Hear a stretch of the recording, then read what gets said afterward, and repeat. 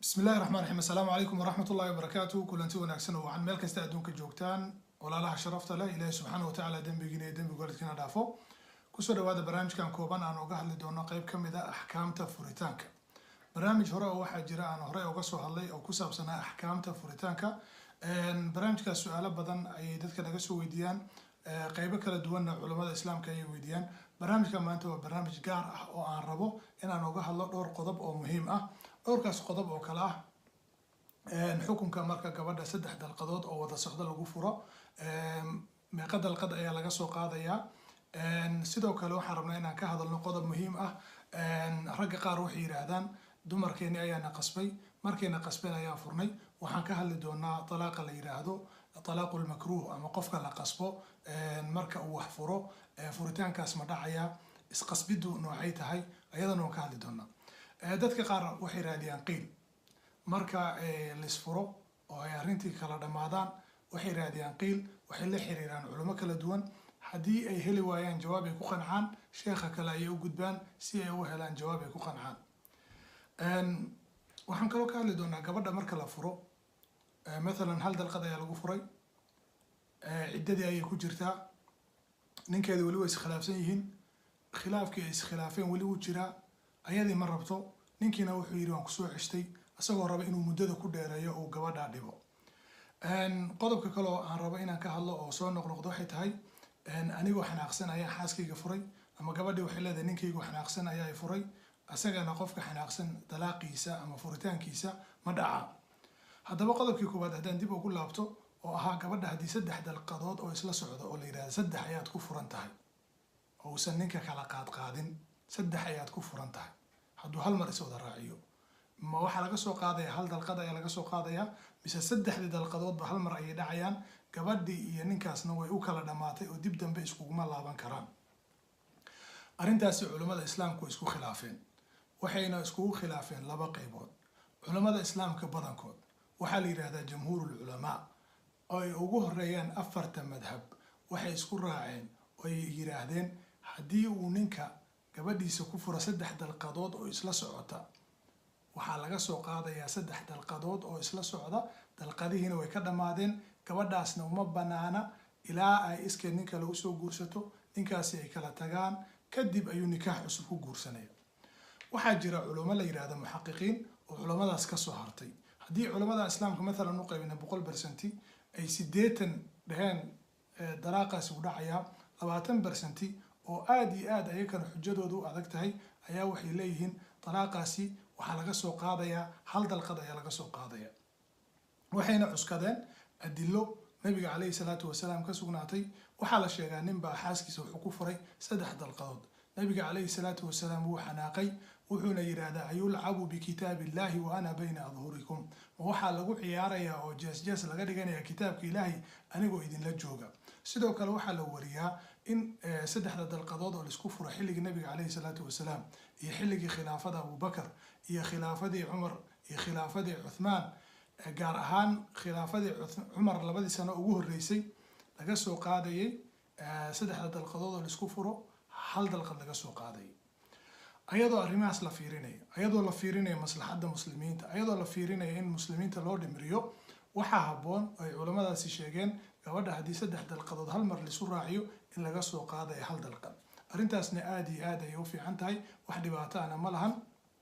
dadkana waxaan u sheegnaa annagoo ictimaadinayna culimmadaas iyo aqwaashaas iyo adilooyinkaas in haddii gabadha saddex lagu furo laga soo qaadayo hal dalqad laga soo qaadayo qodobka kaloo muhiimka waxay tahay gabadhii waxaa lagu furay dalqad ayaa lagu furay ciddadii ayay tirsanaysaa ninkeedina maysan heshiinin kii furay ayadiina ma rabto laakiin sidaad ogtihiin ninka wuxuu xaq u leeyahay inuu gabadha soo ceshto haddaba xaq muu leeyahay ninkaas inuu gabadha soo ceshto dumar badan dhibaato ayay arrintaas ku qabaan wayna ka doodaan ninkii anigoo rabin ayuu soo ceshtay ninkiina gabadhii wuu soo ceshanayaa si uu dhibo horta in lisa soo ceshto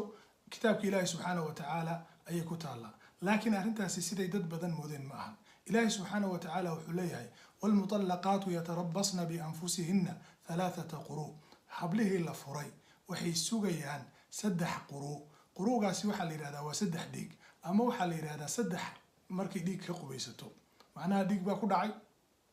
way ka mayratay dhiig kalaa ku dhacay way ka mayratay mid kalaa ku dhacay way ku mayratay markaas ayay ciddad baxaysaa dadkuna aad ayay u yaqaanaan sida ciddada loo tiriyo laakiin ilaahay subxaanahu watacaala wuxuu leeyahay wabucuulatuhunna axaqu biraddihinna fi dalika in araaduu islaaxa wabucuulatuhunna axaqu biraddihinna inay raggoodii loo celiyo oo nikaaxoodii hore lagu celiyo intay ciddada ku jiraan ayaa xaqnimo badan ayaa mudan sidaas ayaa fiican laakiin ilaahay subxaanahu watacaala wuxuu ku xiray in araaduu islaaxan haddii ay wanaag doonaan wanaagaasi oo ah rabitaan labada dhinac ka socda oo ka maran kana madax bannaan in ay isdhibaan ama qofkan qofka kale uu ku dhibo laakiin hadday jirta ka waran cagsi marka arrintaasi waxaa noo fasiray sheekh la yiraahdo cabdiraxmaan as-sicdi rahimahullah kitaabkiisa tafsiirka weyn ee qur-aanka ayaa wuxuu aayadda markuu ka hadlayay in araaduu islaaxa wuxuu leeyahay ay raqbatan wa ulfatan wa mawadda haddii ay doonaan rabitaan kalkacayl jacayl way isku soo laaban karaan laakiin wuxuu leeyahay waa mafhuumul aaya aayaddu waxay leedahay fahan qarsoon oo dad badan aysan fahmi karin oo ah in lam yuriiduu lislaaxa haddii aysan islaax doonin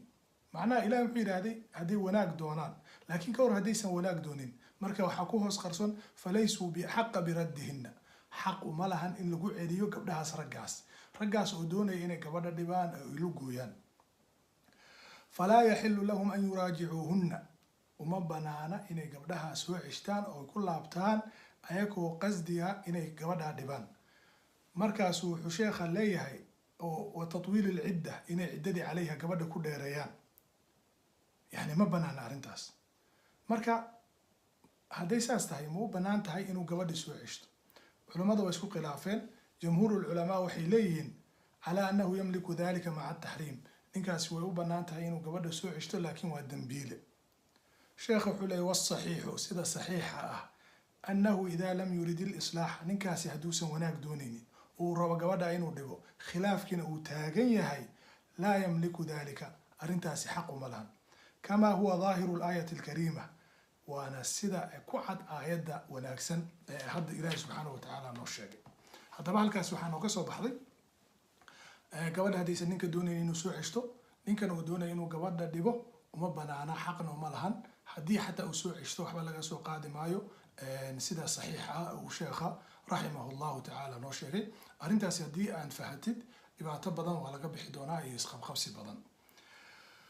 waxaa kusoo haray dadka qaar walaalayaal kuma qanacsanaa xukunka ilaahay subxaanahu watacaala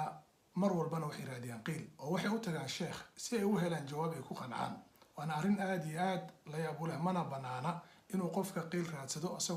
asagoo raadinaya jawaab hawadiisa ay raaciso مثلا gabadhi ayuu furay sheekhi xukun ayuu sheegay wuxuuna u sheegay talaaqaas inuu dhacay sheekhaasuu ka tegayaa sheekh kale ayuu weydiinayaa kolba waxbuu saas u baarayaa si uu jawaab u helo ragga qaar waxay yidhaahdaan xaajiyadii ayaa qasabtay wadaadii ayaa igu dhegtay markaas waxay tiri fur waan furay waa la qasbay horta qasabku marka qof la qasbo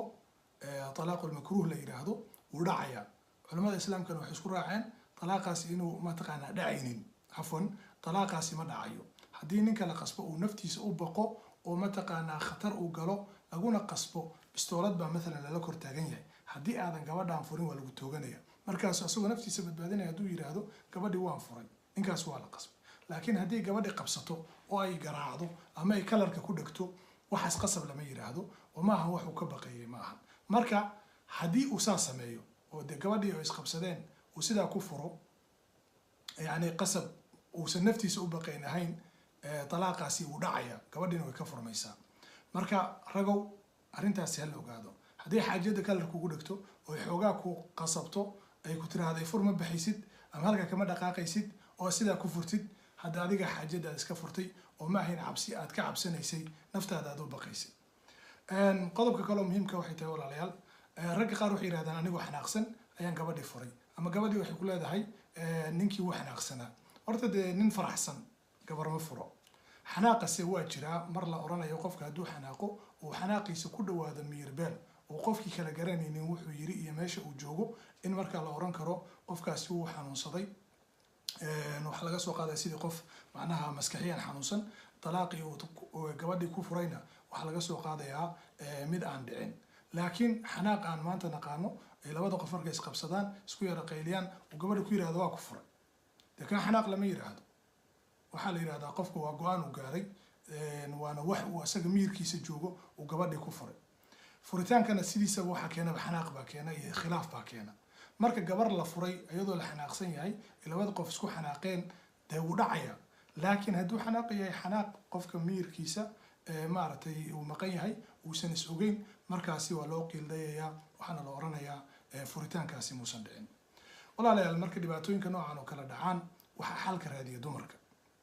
raggu badanaa dumarka waxay yidhaahdaan aniga saas marmarsiya keenaan laakiin gabdhaha soomaaliyeed ee muslimiinta ah waxay jecel yihiin inay ninkooda xalaal kula joogaan mar walba arrimaha furitaanka arrimaha culummada lala xiriiro waxaa keeno oo ka hadla waa dumarka maasha allah waa arrin aad iyo aad u fiican raggu dhibaatada ayay sameeyaan dumarkuna xalka ayay raadiyaan dumarkuna waa xalaal mirad ma rabaan inay nolol la wadaagaan ma rabaan inay ilmo u dhalaan nin furay oo xaaraan ay kula joogaan laakiin waayahan dambe walaalayaal waxaa soo badanaya dad aanba dalqadaha ka dhammaaninba oo mar walba intay isfuraan oo isqabsadaan haddana qiil iyo waxyaalo un raraadsada dadkaasna waxaan leenahay ilaahay subxaana wa tacaala laga cabsado waxaa ilaahay subxaana wa tacaala ka baryayaa in muslimiinta qoysaska dhammaantood uu wanaag dhex dhigo gaar ahaan ummadda soomaaliyeed xilli adag ayaa lagu jiraa raggana waxaan leeyahay walaalayaal dumarkiina u dhimriya dalqadihiina adkaysta wanaag ka shaqeeya raadiya islaax ilaahay subxaana wa tacaala wuxuu leeyahay in yuriida islaaxan yuwafiq illahu baynahuma labada qof markay wanaag doonayaan ilaahay subxaana wa tacaala wuu waafajinaya laakiin qof walba qofka kale markuu muuqdo reerkaana la rabo in la burburiyo hadhowtii dhibaato weyn ayaa ka dhacaysa ilaahay subxaana wa tacaala waxaan weydiisanaynaa dambi dhaaf iyo inuu mataqaanaa quluubta iyo reeraha noo hagaajiyo wasalaamu calaykum waraxmat ullaahi wabarakaatuh